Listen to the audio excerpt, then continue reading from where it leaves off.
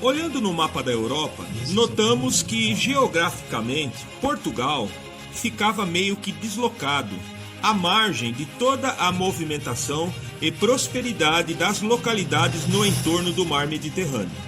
Mas nessa época, os portugueses já eram exímios e destemidos navegadores, acostumados a navegar em águas oceânicas abertas e viajavam para as águas geladas do norte para pescar e fazer comércio marítimo com a Inglaterra e os povos nórdicos.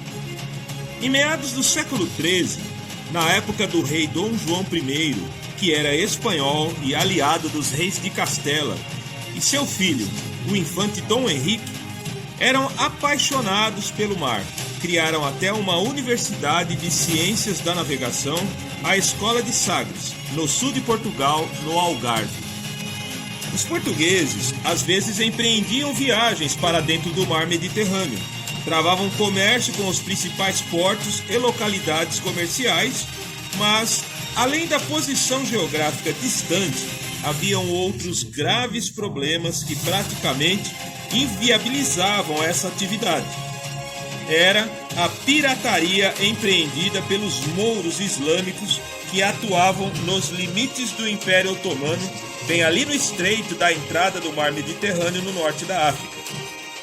Foi então que em 1415, sob o pretexto de levar o cristianismo para aquelas terras, o rei Dom João e seu filho, infante Dom Henrique, com o apoio dos reis de Castela, armaram uma esquadra e cercaram e tomaram Ceuta, bem ali onde a pirataria reinava à solta, e construíram uma fortaleza para proteger e controlar as viagens dos portugueses para dentro do mar Mediterrâneo, tornando a partir daí a atividade viável. A tomada de Ceuta foi a operação inaugural de expansão marítima de Portugal e, em conjunto com Castela, que na época ainda não se chamava Espanha, começaram a pôr em prática os seus planos de explorar o mundo e se tornarem as principais potências navais e mercantis do mundo daquela época. Primeiramente, começaram a construir as suas frotas armadas. As frotas eram baseadas nas caravelas. Essas embarcações já eram usadas no mar Mediterrâneo, mas sem dúvida foram os portugueses que a aprimoraram e a transformaram numa nave transoceânica capaz até de velejar contra o vento, por causa da adoção das velas triangulares, as chamadas velas latinas. As embarcações tinham 25 metros de comprimento, 7 metros de largura, 3 metros de calado e podia deslocar até 50 toneladas de carga com alta velocidade.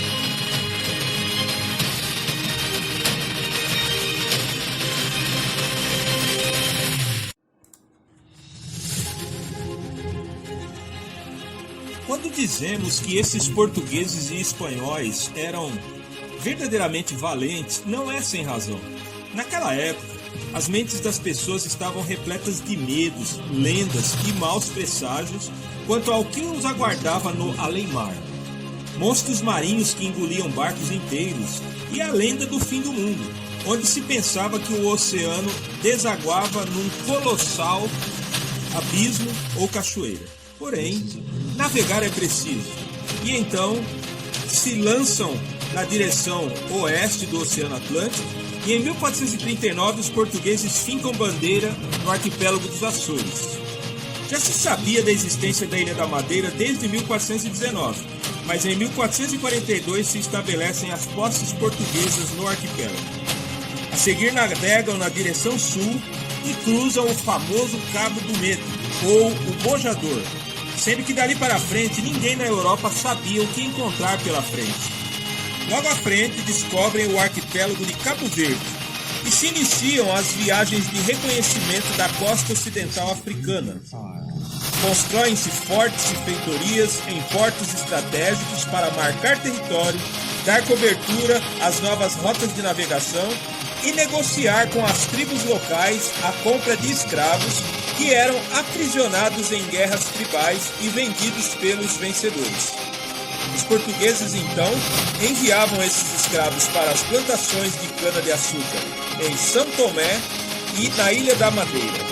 Até que em 1488, o navegador português Bartolomeu Dias contorna o Cabo das Tormentas e pela primeira vez adentra ao Oceano Índico, fincando fortaleza mais acima em Moçambique.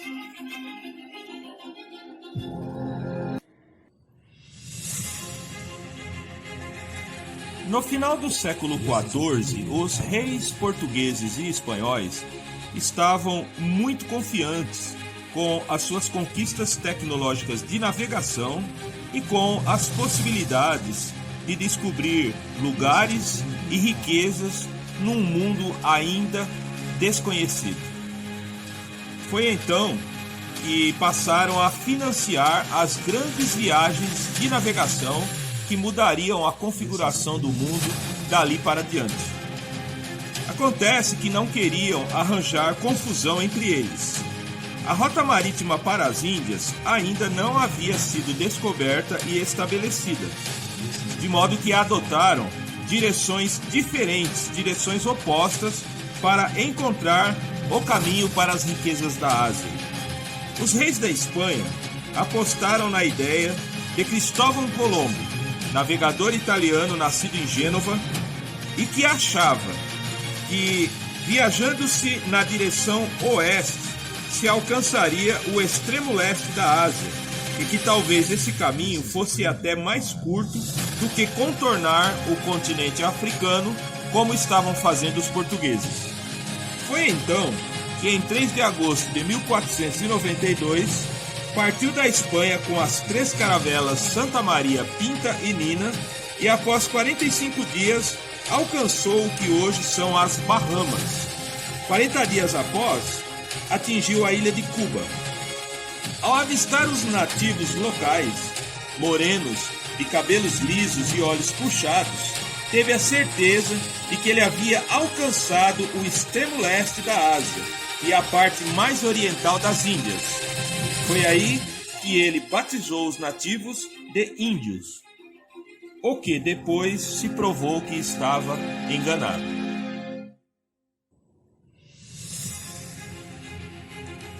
Bem que Colombo tentou, mas não deu. Quem conseguiu mesmo descobrir a rota marítima mais viável para as Índias fora o grande navegador português Vasco da Gama.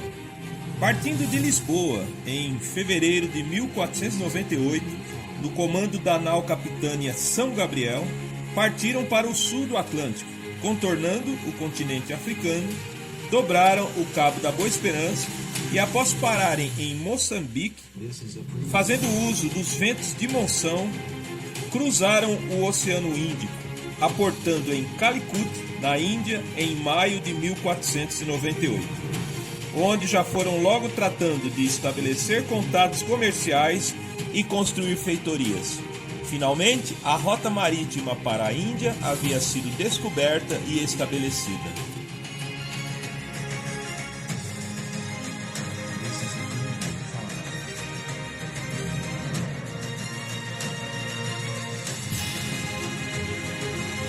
Estando então estabelecida a rota ou o caminho marítimo para as Índias, o rei de Portugal nomeou o grande navegador Pedro Álvares Cabral para que organizasse uma esquadra e se dirigisse para lá a fim de negociar riquezas e especiarias para que a coroa portuguesa pudesse levantar um dinheiro negociando tais riquezas com o resto da Europa.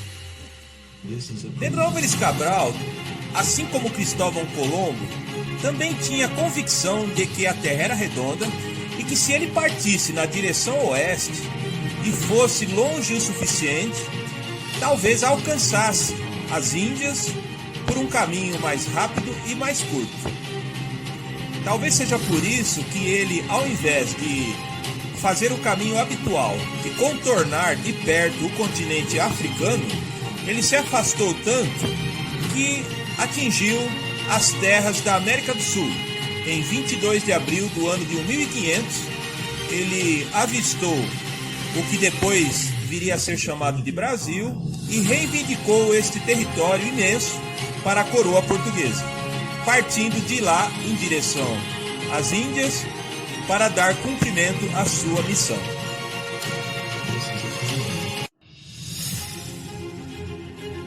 O rei de Portugal não acreditava muito nessa história de que fosse possível encontrar o caminho para o extremo leste da Ásia ou encontrar um caminho mais curto em direção às Índias, indo na direção oeste o mais longe possível, como pensava Colombo e como pensava também Pedro Álvares Cabral.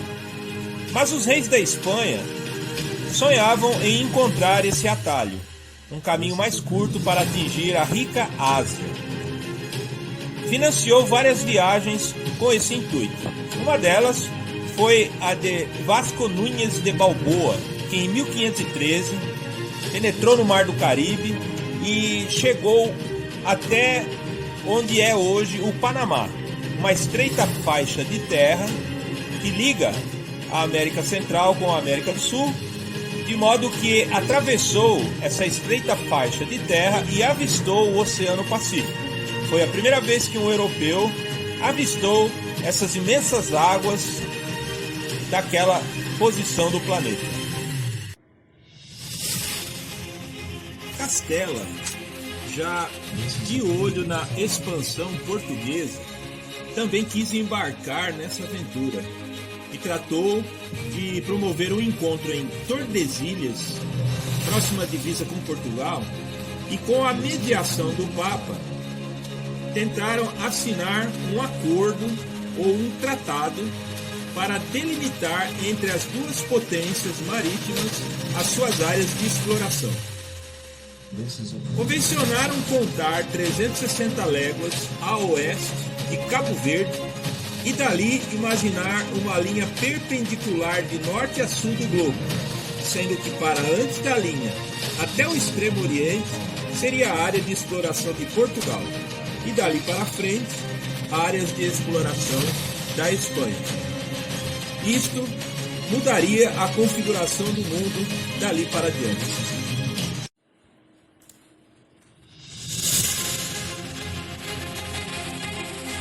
A região sul do continente americano fora batizada de Patagônia. Ela recebeu esse nome por causa do avistamento de índios grandes. Eram homens de estatura maior do que os europeus, os chamados então Patagões. Também na extremidade sul da Patagônia, a região recebeu o nome de Terra do Fogo, devido ao avistamento das fogueiras e colunas de fumaça feitas pelos nativos da região, que eram avistados das naus. Dá para imaginar o alívio que deu na tripulação e no próprio Fernão de Magalhães, quando conseguiu atravessar o estreito e deu de cara com o imenso oceano à frente. Imenso, porém calmo, águas muito mais tranquilas do que eles haviam enfrentado no Atlântico Sul, de modo que adequadamente batizou aquelas águas de Oceano Pacífico. Dali para frente, as três embarcações seguiriam viagem por oceano aberto e imenso, sendo que por meses não avistaram terra firme. A comida e os suprimentos das duas embarcações ausentes da viagem começaram a fazer falta. A sede, a fome, as doenças, principalmente o escorbuto, que era uma doença muito comum, que acometia os marinheiros durante viagens longas por falta de consumo de frutas frescas e vitamina C, começou a judiar da tripulação, de modo que passaram a sofrer severa provação e resistência.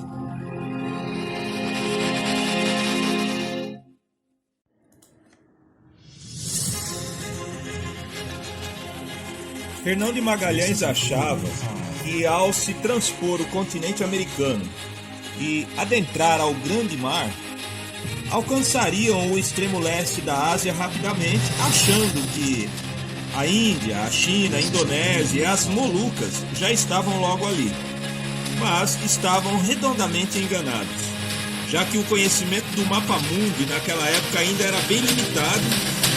Navegaram por mais de 100 dias, com pouca água e comida, já que boa parte dos suprimentos haviam ficado nas duas naus que se perderam na jornada. Naquela altura, nem que quisessem voltar para trás, já não daria mais. Mas, após grande sacrifício e provação, alcançaram a ilha de Guam, em março de 1521, onde, ao invés de lucrarem e ganhar dinheiro negociando com os locais, acabaram sendo roubados pelos nativos, e então chamaram a ilha de Ilha dos Ladrões. Dali, prosseguiram e mais à frente encontraram um grande arquipélago com ilhas imensas, que mais tarde se chamariam Filipinas, reivindicadas pelo rei da Espanha, Filipe I. Atracaram então na ilha de Cebu. Finalmente, havia se provado que a Terra era redonda e que, ao se navegar paralelamente à linha do Equador em qualquer direção, leste ou oeste, se chegaria ao mesmo ponto. A Espanha havia encontrado e estabelecido a sua rota marítima para a Ásia e iria fazer uso disso para colonizar e enriquecer, mas rivalizaria com Portugal, que achava que aquelas águas estavam sob seus domínios, conforme o Tratado de Tordesilhas.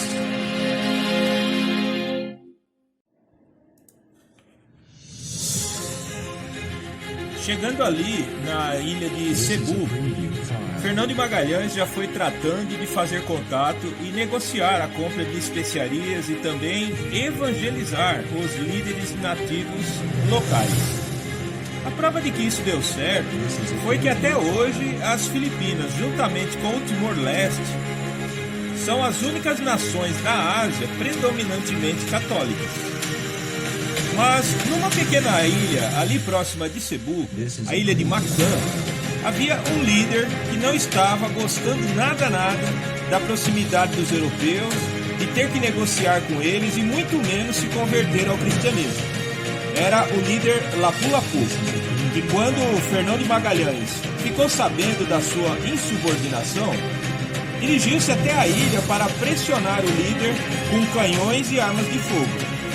Porém, Fernão de Magalhães foi surpreendido por uma guarnição numerosa de soldados nativos, onde ele e outros tripulantes foram mortos e Lapu-Lapu acabou virando o primeiro herói nacional da Filipinas. Após o trágico incidente, restou ao tripulante Juan Sebastián Elcano assumir o comando da expedição e com as 3 naus, Trinidad, Concepción e Vitória, se dirigiram para as Ilhas Molucas, ao sul, atrás da tão almejada carga de cravo, chegando lá em novembro de 1521. Restavam um pouco mais de 30 marinheiros para conduzir 3 caravelas. Nessas condições, decidiram então incendiar a nau Concepción para que ela não caísse na mão dos portugueses. E com as outras 2 naves, Trinidad e Vitória, lotaram de cravo e partiram das Molucas agora na direção do Oceano Índico para voltarem para a Espanha.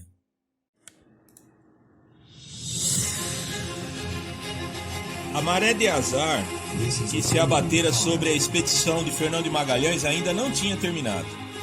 Estando carregados de cravo e outras especiarias, partiram das Molucas na procura pelo caminho de volta para casa, dessa vez na direção oeste da Ásia para o ocidente. Porém, não perceberam que já estavam em águas dominadas pela esquadra portuguesa, próximos do porto avançado do Timor-Leste. Deram de cara com uma caravela portuguesa bem armada, de modo que na abordagem tiveram a nau Trinidad confiscada pelos portugueses. Porém, a nau Vitória conseguiu contornar o cerco e escapou, partindo para o Oceano Índico, cruzou essas águas portuguesas contornaram o Cabo da Boa Esperança e, em julho de 1522, conseguiram chegar ao porto de Sevilha, na Espanha. Fernão de Magalhães e a maior parte dos marinheiros que partiram da Espanha 3 anos antes não conseguiram completar a primeira viagem de circunnavegação, cabendo essa façanha a Juan Elcano e mais 18 marinheiros.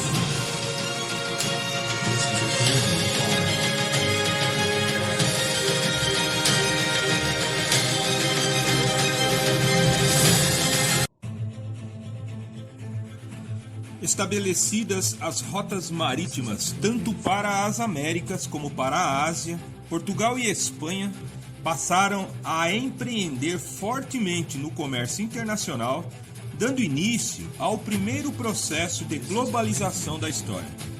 Foi aí que se deu a grande revolução alimentar e gastronômica, começando pelo envio às colônias da América, além dos alimentos cultivados pelos europeus como o trigo, a cana-de-açúcar, os legumes usuais e as frutas, inclusive a uva, também enviaram para as Américas os animais de criação, cavalos para a atração, gado bovino, carneiros, cabras, suínos e galinhas. As Américas iriam se mostrar terrenos férteis para a criação extensiva, onde já não havia mais a necessidade de criar animais confinados, como na Europa, que tinha pouco espaço e terreno acidentado e inverno rigoroso. Isto aumentou muito a oferta de carne, principalmente na forma de charque. Em poucos anos, as planícies da América Central e do Norte, bem como as terras planas da América do Sul, estavam repletas de gado, cavalos e ovelhas. Os espanhóis, num primeiro momento, priorizaram o confronto com os povos da América Central para lhes tomar o ouro e a prata. E depois passaram a empreender a atividade de mineração e garimpo. Mas traziam também da Europa para as vilas de mineração os animais e os vegetais de lá, e voltavam para a Espanha com o ouro e a prata, mas também tomate, abóboras, abacate, as pimentas e pimentões da América Central e do Sul e aqueles alimentos mais impactantes na cultura e na gastronomia dos europeus, que foram a batata, o milho e as sementes de cacau que no futuro se transformariam no chocolate. Também os europeus voltavam para a Europa com as receitas, maneiras de fazer e preparar aprendidas e anotadas, como por exemplo as tortilhas feitas com milho pelos astecas e que na Europa viraram depois as tortas recheadas e feitas também com trigo. Já os portugueses empreenderam na extração do pau-brasil no primeiro momento e depois com as mudas de cana-de-açúcar, que já foram trazidas da Ásia e estavam sendo plantadas na Europa, iniciaram forte indústria açucareira no Nordeste, usando a mão de obra escrava trazida das suas colônias e feitorias naquele continente. Os europeus estavam ávidos por adoçar a boca, e como o mel era escasso e insuficiente, o açúcar de cana servia até para temperar frango assado no século XVI. As naus portuguesas também vinham com imigrantes, animais e alimentos do velho continente e também retornavam com madeira, açúcar, amendoim, abacaxi, feijão, mandioca, batata, frutas tropicais e outros alimentos produzidos aqui. Mas o intercâmbio não se limitava apenas entre a Europa e a América. Os navios da Ásia voltavam abarrotados das tão procuradas especiarias, mas também vinham com laranja, tangerina, limões, manga, caqui, arroz, que inclusive passou a fazer parte importante da alimentação dos europeus, gengibre e tantos outros alimentos de origem asiática, para enriquecer e variar o cardápio dos europeus e vice-versa.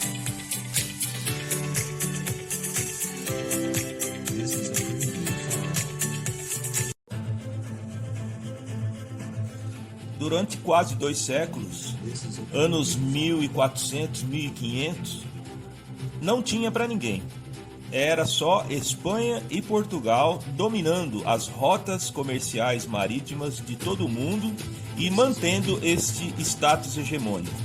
Porém, como nada é para sempre, potências emergentes começaram a rivalizar e no futuro tomariam o controle das águas, dos mares e das rotas comerciais do globo.